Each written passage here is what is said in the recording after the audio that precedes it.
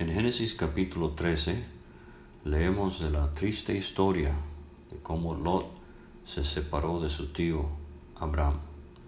Aparte de un nexo sanguíneo, como parientes, también disfrutaban un nexo espiritual. Ambos eran creyentes en Dios. Entonces el hecho de que tuvieron que separarse es doblemente triste. La palabra apartar es la clave en el capítulo. Versículo 9, te ruego que te apartes de mí, le dice el tío a su sobrino. Versículo 11, se fue Lot hacia el oriente y se apartaron el uno del otro. Y también en el versículo 14, Jehová dijo a Abraham después que Lot se apartó de él.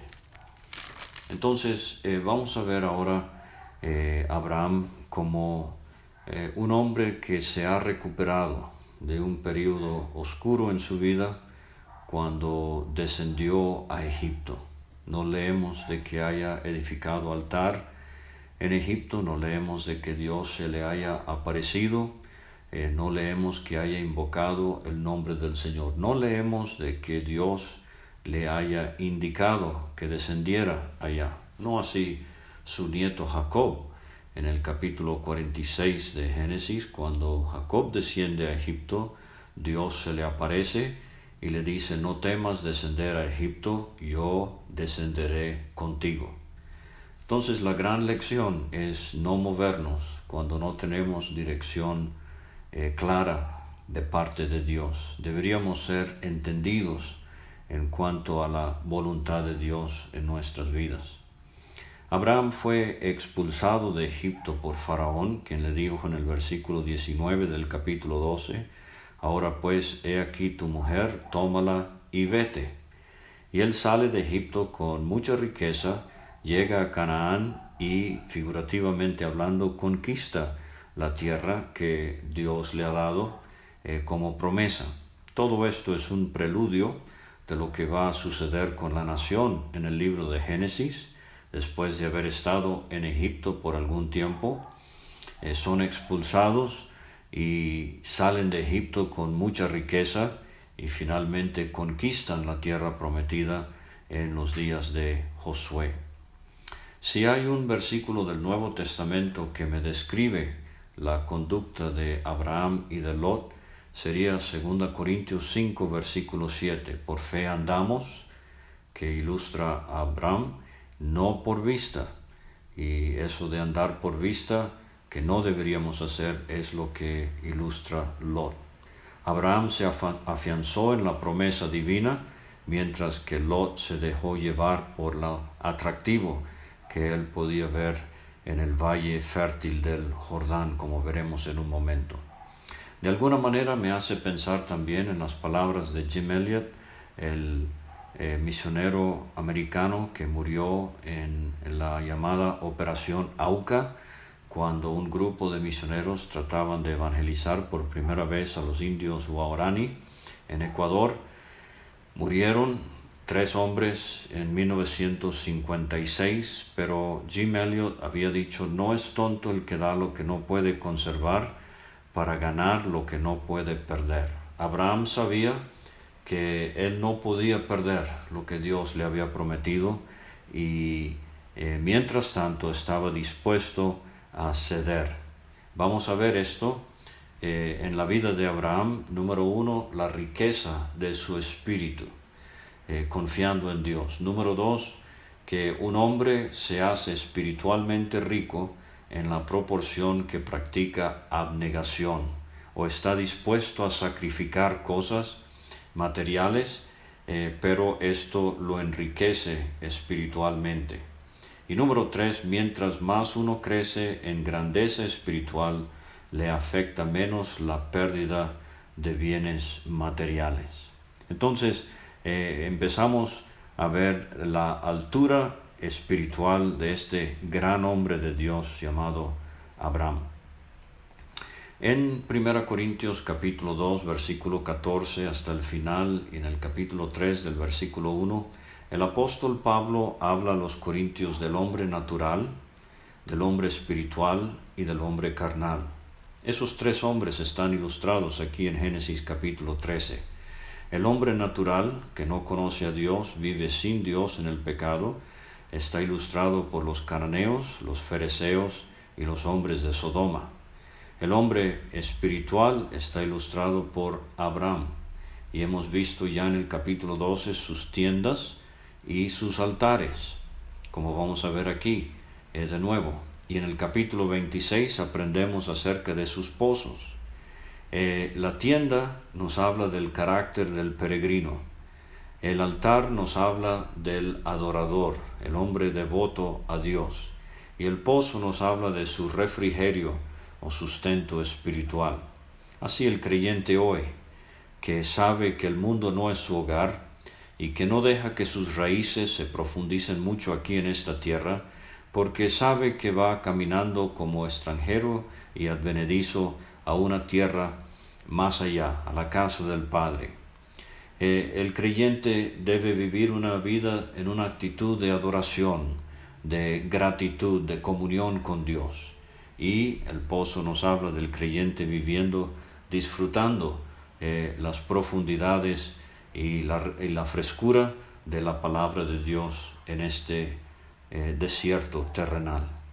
El hombre carnal, desafortunadamente, lo ilustra Lot. Es un hombre que permite que las cosas de la tierra le atraigan, y eventualmente vamos a ver que llega a vivir en Sodoma, aunque Pedro en su segunda carta, capítulo 2, versículo 7, nos asegura que él era justo, era creyente, pero un hombre mundano, un hombre carnal. De hecho, en el Antiguo Testamento nos preguntamos si él realmente era creyente, pero el Nuevo Testamento lo confirma. Lo opuesto sucede con Balaam, ese profeta en el libro de Números, que al leer sus profecías nos preguntamos si este hombre era creyente, pero cuando llegamos al Nuevo Testamento se nos confirma que era un hombre perverso, un falso profeta. Ahora el capítulo lo vamos a dividir muy fácilmente en tres secciones. Del 1 al 4 tenemos Abraham regresando de Egipto. Del 5 al 13 tenemos a Abraham y Lot que se apartan el uno del otro. Y versículos 14 a 18 tenemos a Dios confirmando su promesa a Abraham. Entonces, versículo 1, subió pues Abraham de Egipto hacia el Negev. Subió. Generalmente esto enfatiza esfuerzo, ejercicio, y estamos hablando en términos espirituales. En los cánticos graduales, por ejemplo, tenemos en el Salmo 122:2, Jerusalén, allá subieron las tribus. No así Sansón. 5 veces el libro de Jueces nos dice de Sansón que él descendió.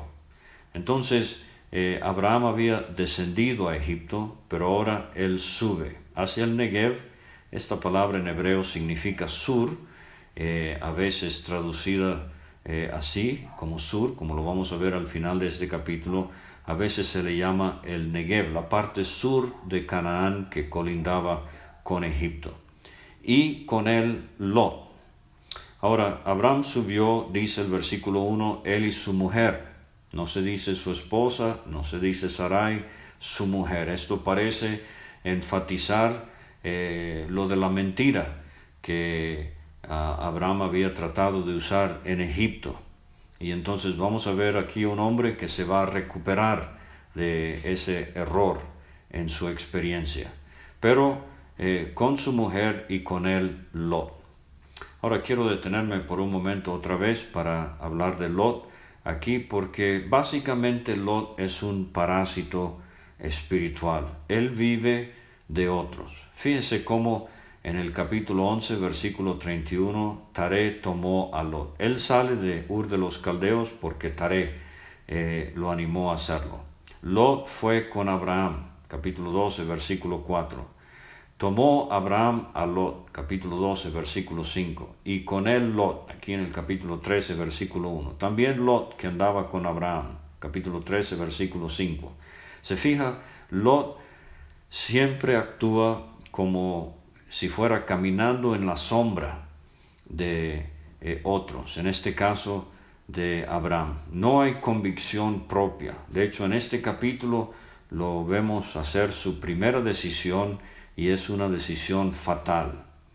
Entonces, es triste cuando uno se da cuenta que hay creyentes, son salvos, pero realmente no han formado convicciones propias. Yo conozco el caso de un reconocido maestro de las Escrituras, visitaba diferentes partes del mundo, sus enseñanzas muy apreciadas, de repente murió. La siguiente vez que pregunté por su esposa y su familia, la triste noticia era que ellos ya no se congregaban. Y uno se pregunta si estaban viviendo de la energía como si fuera de la espiritualidad de la cabeza del hogar, cuando ellos mismos no tenían las mismas convicciones. Entonces pregunto a los jóvenes si están en la comunión de la asamblea por convicción propia o porque papá y mamá están allí y quieren complacerlos a ellos. Esto es bueno, pero ojalá sea por convicción, queriendo agradar al Señor. Ahora, entonces, como vamos a ver, Lot sí tiene tienda. No leemos de que edifique un altar, no leemos de que haya cavado un pozo, pero la tienda en el capítulo 19 la va a cambiar por una casa. O sea, perdió su carácter de peregrino, es un hombre carnal, mundano. Ahora dice el versículo 2, Abraham era riquísimo en ganado, en plata y en oro. Y nos dice la historia que un jeque árabe en estos tiempos era considerado rico si tenía 100 a 200 tiendas, 60 a 100 camellos, 1000 ovejas y 1000 cabras. Y vemos que Abraham era riquísimo. Vamos a aprender en el capítulo 14 que él tenía 318 criados nacidos en casa. Entonces, al pensar en ellos subiendo de Egipto a Negev y luego posteriormente a Betel y a Hebrón, no piense que era un grupito de personas allí en el desierto. No, esta era una caravana enorme de un hombre que Dios estaba bendiciendo grandemente. Esta palabra riquísimo es la única vez que se traduce así en la versión Reina Valera. En hebreo es cargado sobremanera. No solamente sus tiendas, sus criados, sus animales, pero fíjese también oro, que ya hemos conocido el oro en Génesis 2 en relación al Edén, pero aquí tenemos la primera mención de plata en la Biblia. Nos habla de avances en la minería y en el tratamiento de metales en esos tiempos, y en el libro de Éxodo vamos a ver mucha plata en la construcción del tabernáculo y la hermosa figura de la redención. Pero entonces Abraham era riquísimo. Dios no está peleado con el rico. Proverbios 10:22, la bendición de Jehová es la que enriquece y no la acompaña con aflicción. O sea, cuando es la voluntad de Dios, no va a ser la ruina del que es rico. No así en 1 Timoteo, capítulo 6, el apóstol Pablo habla de el amor al dinero siendo la raíz de todos los males.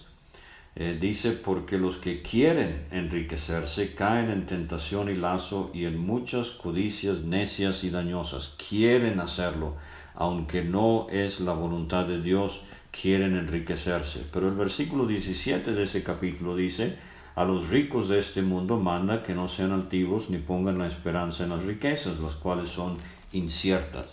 Entonces este es el caso de Abraham. Él era rico por voluntad de Dios. Dios le dio la copa llena, pero no así Lot. Aunque tenía cierta riqueza, es obvio que él quería prosperar, no importando lo que le cueste, y le costó muchísimo. Cuesta mucho seguir al Señor, pero es mucho más costoso no seguirle. Dice el versículo 3, volvió por sus jornadas desde el Negev hacia Betel, o sea, por etapas. Tenía que tomar en cuenta su mujer, tenía que tomar en cuenta sus animales, buscar áreas donde haya pasto y donde había agua para beber. Y entonces, por etapas, por fin, él llega al lugar donde había estado antes su tienda. De esto leemos en el capítulo 7. Entre Betel y Ai, al lugar del altar que había hecho allí antes, e invocó allí Abraham el nombre de Jehová. Entonces, en su regreso de Egipto, en su subida, ahora él vuelve a donde antes había edificado un altar. Esta es una hermosa ilustración de lo que es la restauración en la vida del creyente, regresando al punto de donde se apartó del Señor y regresando al altar que había edificado. Nos habla de Abraham restaurándose de este descalabro que él había tenido en Egipto.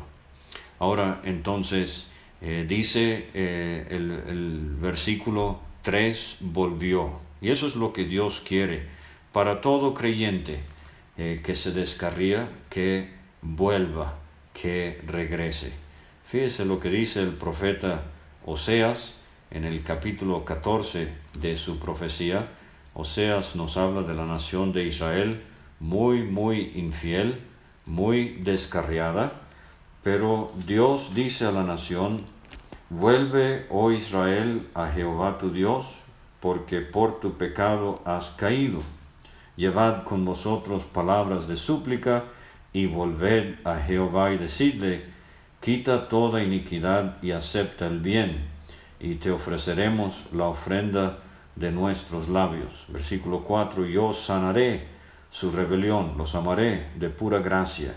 Versículo 7, volverán y se sentarán bajo su sombra, serán vivificados.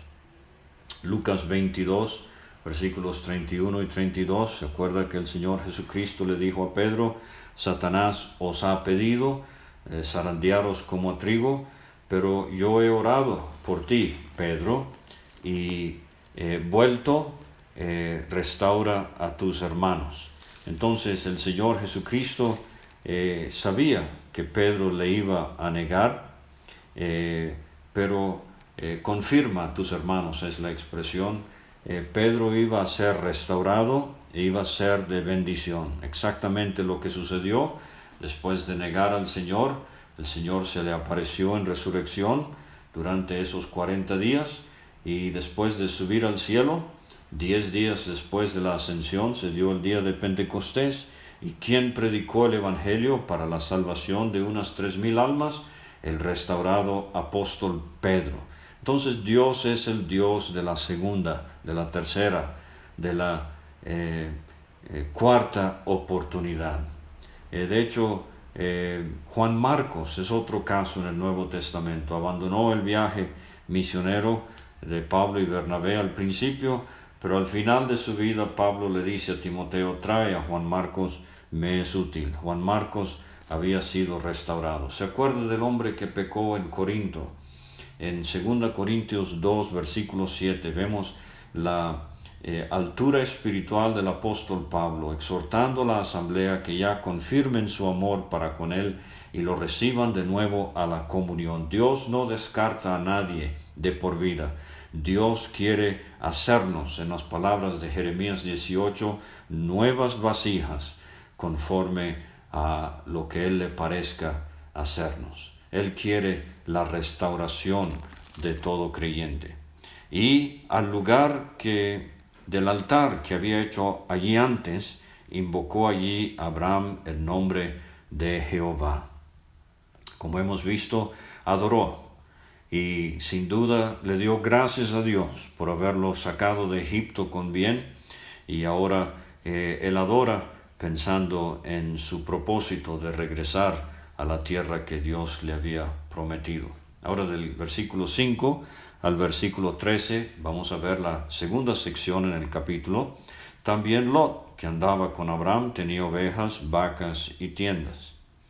Y entonces aquí es donde surge la dificultad. Fíjese que el problema inicial no es entre Lot y Abraham, como a veces oímos. El problema es que la tierra no era suficiente, no habían los recursos de pasto ni de agua para que habitasen juntos, pues sus posesiones eran muchas, como ya hemos visto, y no podían morar en un mismo lugar.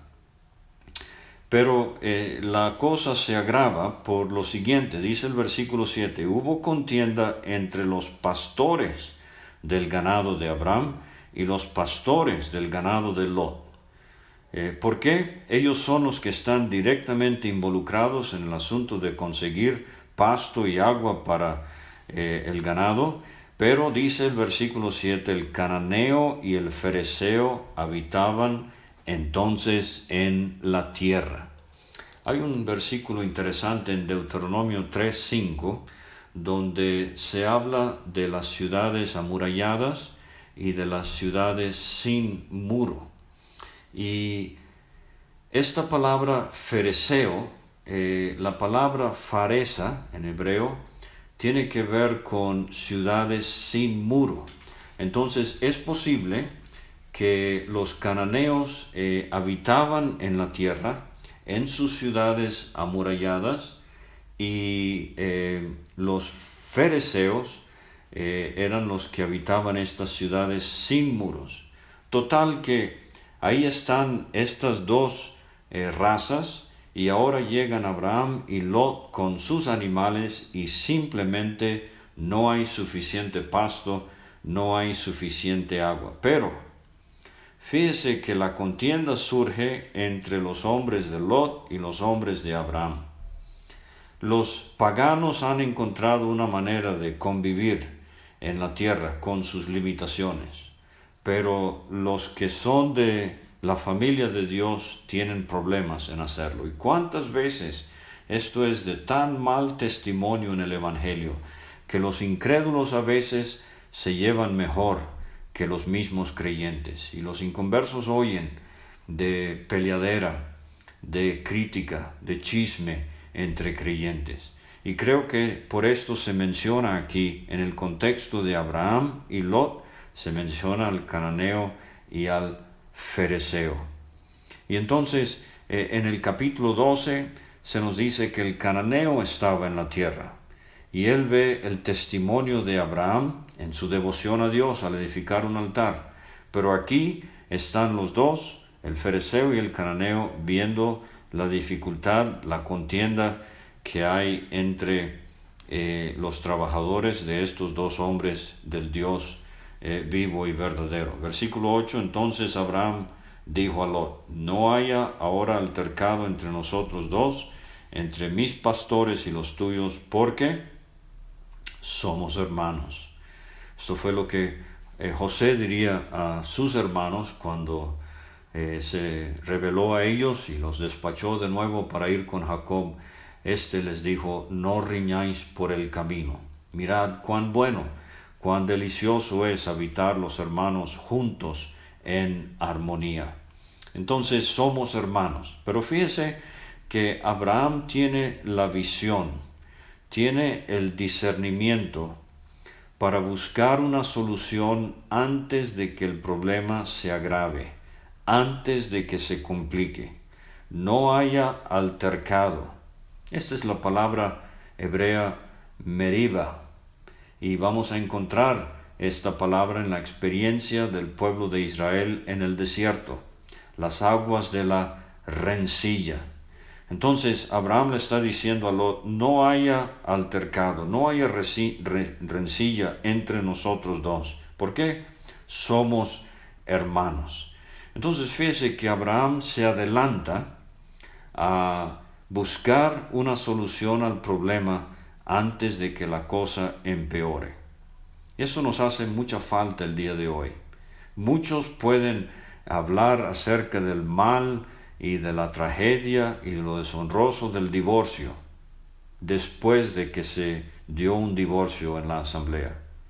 Pero ¿cuántos han tomado el tiempo para prevenirlo y para aconsejar a tiempo con palabra en sazón?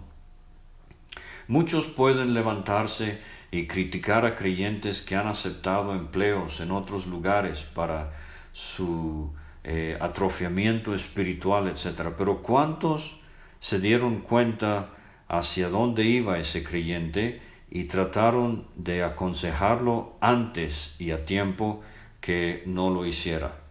Entonces, aquí es donde vemos la abnegación de Abraham. Él dice en el versículo 9, ¿no está toda la tierra delante de ti? Yo te ruego, por favor, es la expresión en hebreo, enfáticamente, por favor, yo te ruego que te apartes de mí. Si fueres a la mano izquierda, yo iré a la derecha, y si tú a la derecha, yo iré a la izquierda.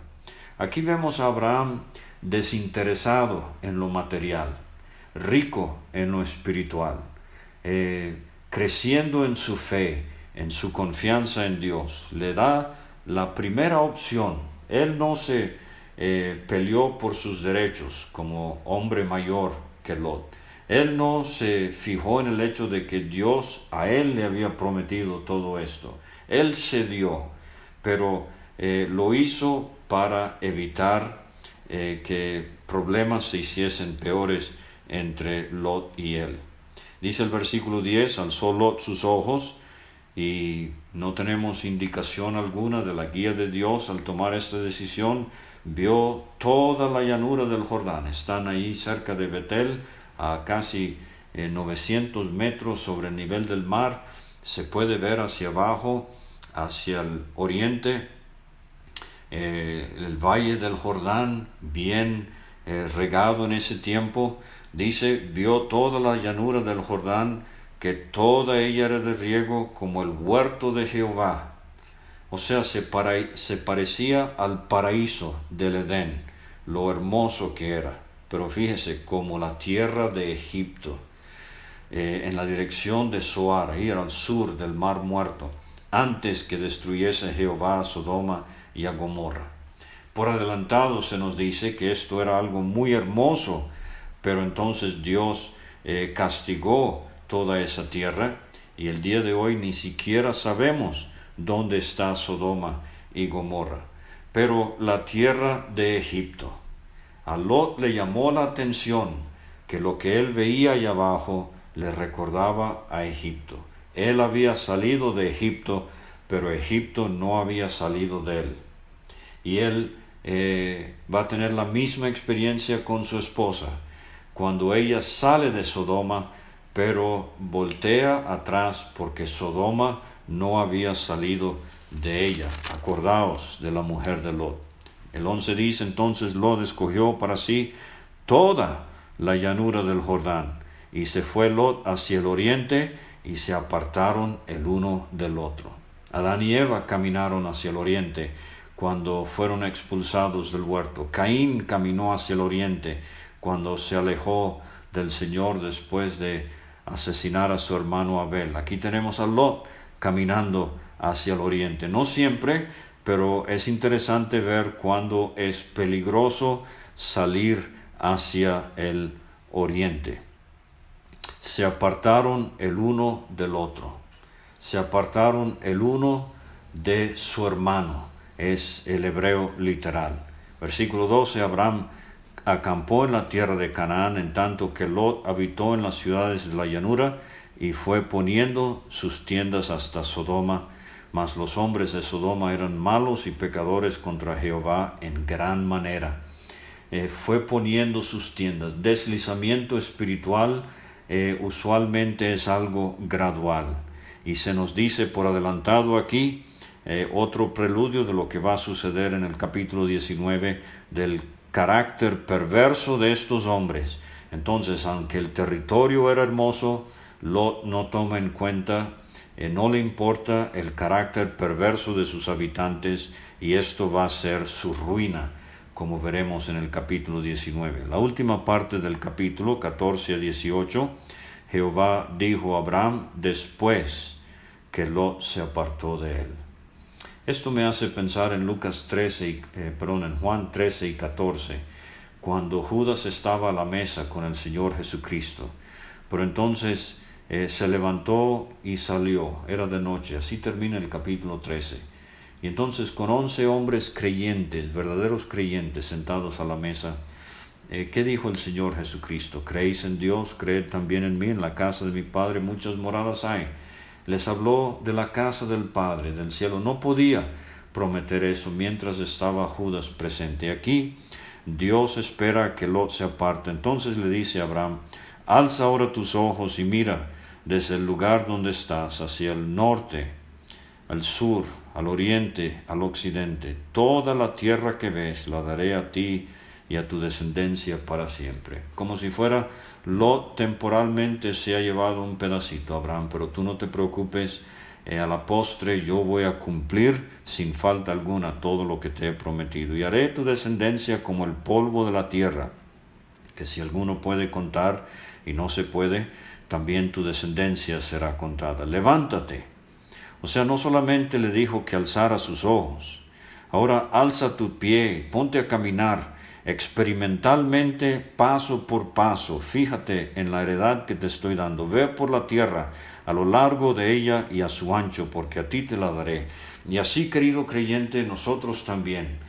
Dios nos ha bendecido con toda bendición espiritual, pero quiero preguntarnos si estamos experimentalmente disfrutando la riqueza de todas estas bendiciones espirituales que tenemos en Cristo.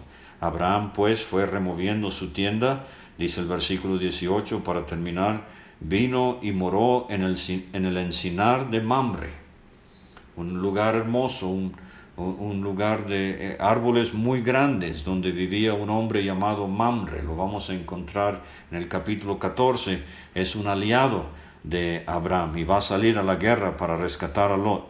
Pero dice que está en Hebrón.